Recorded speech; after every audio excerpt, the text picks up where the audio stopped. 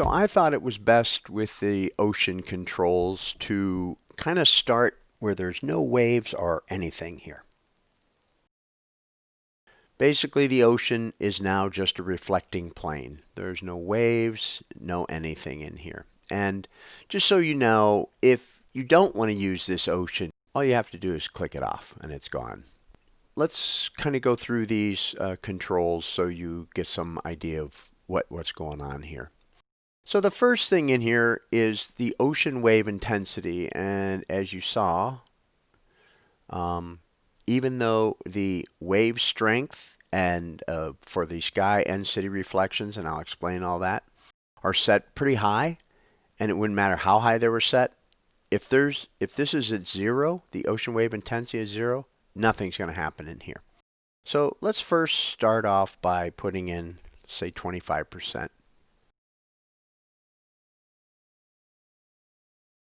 And we don't see a whole lot, okay? I'm not sure that I see anything actually. Put it up to 50. We're not really going to see much. Okay, you start to see a little bit of variate, maybe some waves or something. But I'm going to put that back down to 30. All right, and let's don't even mess with the wave strength on these yet. I want to show you something else before we move on. I'm going to turn the clouds on for just a second. And I just want to render, we'll just render a little bit in here. What I want to show you is how important this, going down the ocean, the reflection is. Now I'm going to only use the sky reflection strength because we're really not going to see an influence from the city reflection strength. So first off, I'm going to put this up to about 136. And now we've almost got one of those seamless sky to ocean.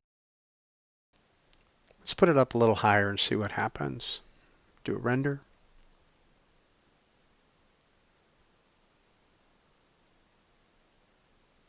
It's a little brighter now than the sky.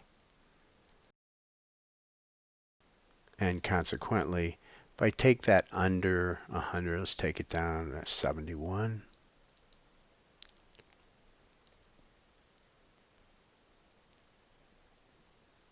Much darker. So I just want you to be aware of that. That's kind of an important setting, especially when you are on the back side of the city and looking at the horizon. I put it back to 100. We'll just leave it there for now. The bigger thing is if we come down to large water disturbance patches. All right? And I'm going to take that up to 40, which is what it's going to be set at when you open your UrbanScape. All right? So let's just take a quick render on that. And suddenly now we see something. Now we've got some ocean going on that looks like a huge body of water with slick patches and rough patches. And of course, if you turn that down a little bit, you can get it more subtle if you like. But it adds realism. I'm going to take it up just a little bit.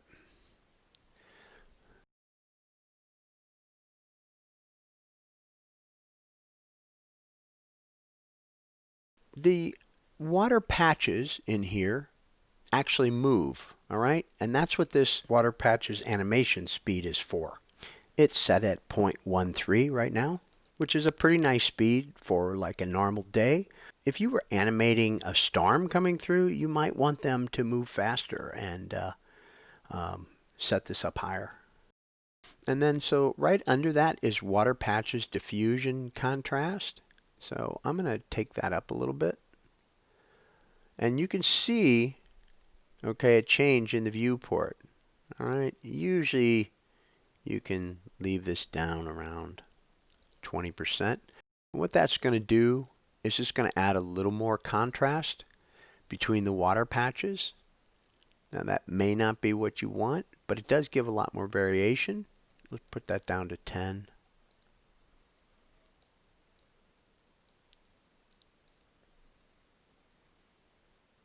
Okay, so now we've got some extra little patches in here, which really starts to add some realism into this.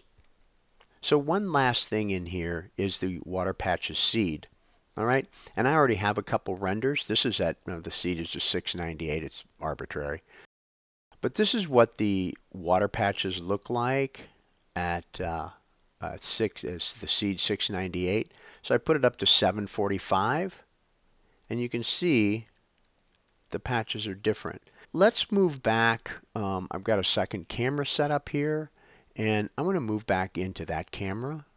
Let's go ahead and turn the city on, and with the settings just as they are, I'm going to go ahead and pull a render, just here a little bit.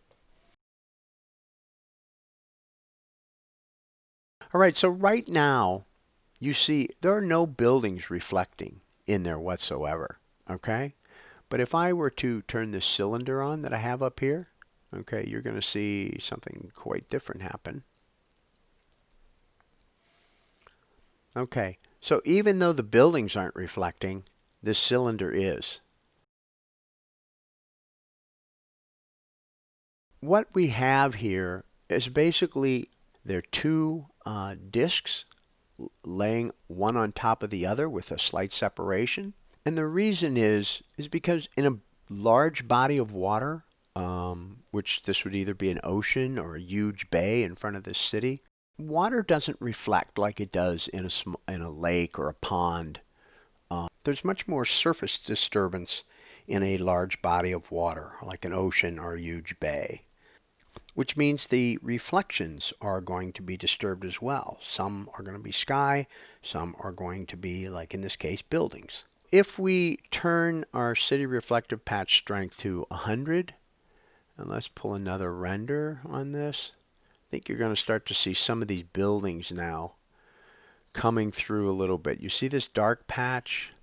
Now you're starting to see a few buildings in here.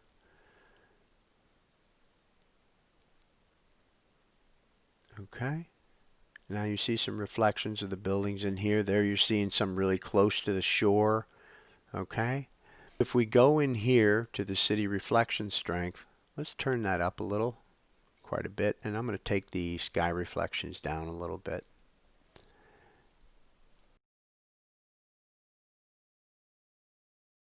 Now we're starting to get a few more city reflections, but this has the feel of a large body of water. Now we're getting some building reflections down into the water a bit.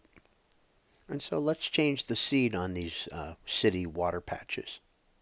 Change that. Let's see what that does. There we've got a nice big patch in there that's starting to reflect these. Let's take down the wave strength of these city reflections. So now you're starting to get a few more reflections in here because there's not as much wave strength.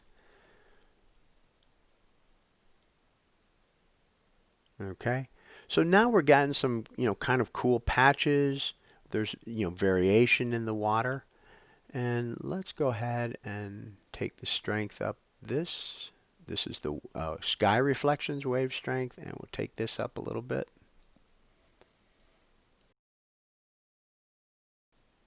Okay, so one thing that's happening though is this sky is reflecting 100% into the water here.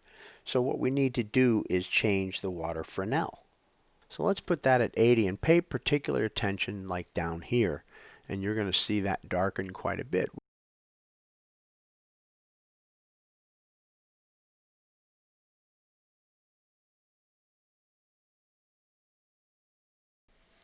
Okay, and I'm going to take this back down to maybe about there.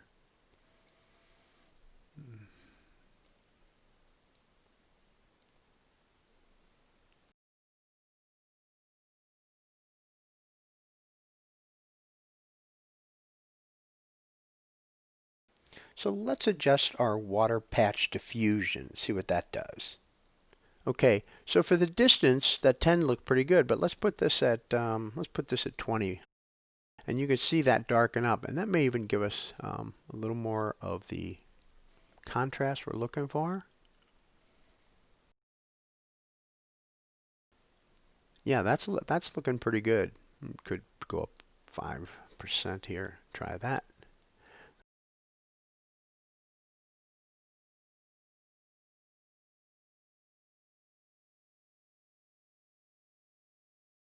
So let's go back to our cylinder and take a look at that issue.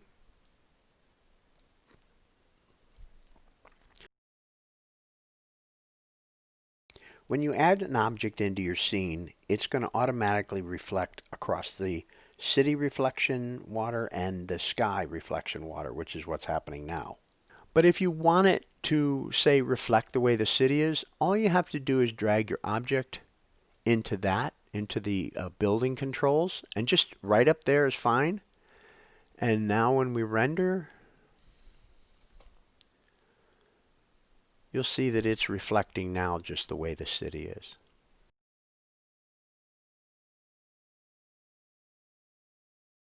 So let's go back in.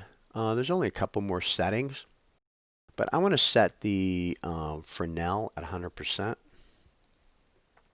and that should make our water pretty dark all over. So that's looking pretty cool. But what if you like the contrast here, but you just want to brighten it or change the color? Let's take a look at the color brightness control. So I'm going to turn this up pretty high just so we can see the effect of that.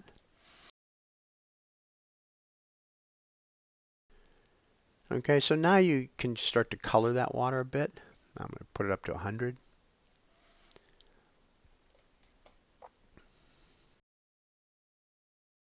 This gives you a lot of control to get the water to look the way you'd like it to. So a couple of controls we haven't talked about are wave size, and there's two of these. And I think the best way to show you what this is to, let's zero out the second one. All right, and I'm going to pull a render.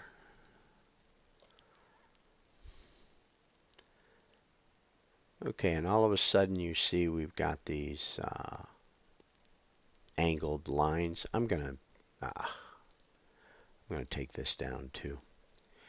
So if we go the other way, put 1500 back in here, zero out the top one, you're going to see a very similar thing. Okay? So the water is created, obviously, by crisscrossing these two textures. Let's just put in at the top where it's 0, let's put in 200 and just see what happens.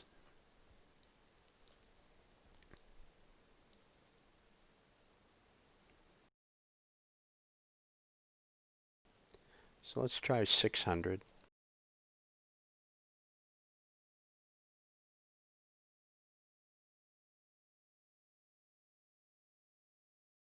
So that's it for those two controls. Hopefully you have some idea how that's working. The other two controls in here that we didn't really talk about is the ocean ripple wave speed, which is set at 1, and the wind disturbance on water surface at 1. So 1 is a nice speed for a scene this large. It's what I used in the promo piece. And the wind disturbance is just that. It adds a little more disturbance to the waves. I think that's about it. So play around with that and have some fun, and I'll see you in the next tutorial.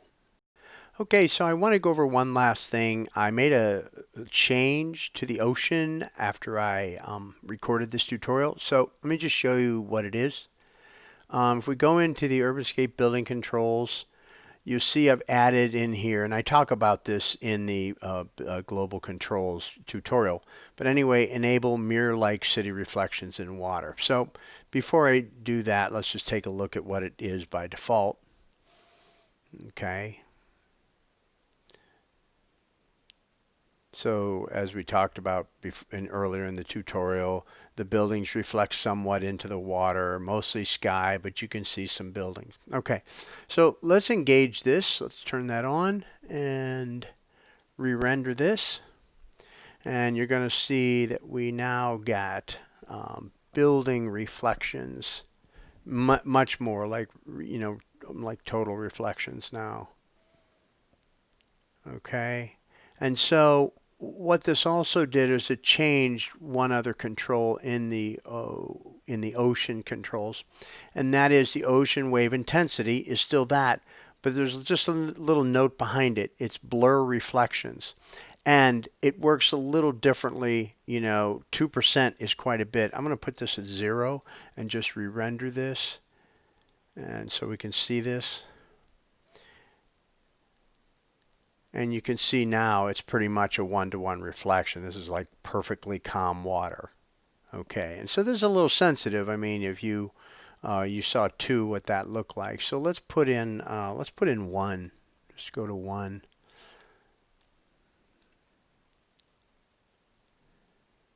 And you can see we've already got some roughness in there. The reflections aren't quite as sharp, and it's certainly not a mirror image anymore. And of course, if you kick this up even to 4%, um, I think the buildings are probably almost obliterated. You still see them somewhat. So you can see how sensitive that is, but you can get a lot of different effects with that. And of course, you could play around with this ocean wave intensity and the actual wave size here. Okay. But I wanted to go over that so that this control works slightly different. And I'm going to just put that back at 2. That kind of gives a nice feel. Take a look at that.